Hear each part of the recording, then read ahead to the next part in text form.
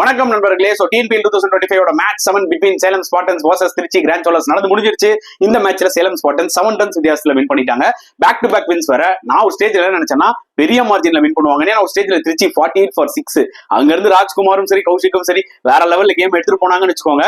But nevertheless it was a good win for Salem Spartan. இந்த வீடியோல ஸ்பெசிஃபிக்கா நம்ம டிஸ்கஸ் பண்ண ஒரு டாபிக் சேலம் வின் பண்ண காரணம் என்ன அகைன்ஸ்ட் திருச்சி. கண்டிப்பா we have to give huge credit to Hari நிஷாந்த்ங்க. ஏன்னா இது கைண்ட் ஆஃப் ஒரு ஸ்லோ பேஸ்டு விக்கெட், செம்மையா விளையாண்டாரு 83 ரன்ஸ். ஏன்னா மத்த பேட்ஸ்மேன்லாம் டாப் ஆர்டர்ல ரொம்ப ஸ்ட்ரகிள் ஆனாங்க. அவரோட ஒரு நல்ல ஒரு பார்ட்னர்ஷிப் போட்டது யாருன்னு பாத்தீங்கன்னா சன்னி சந்து.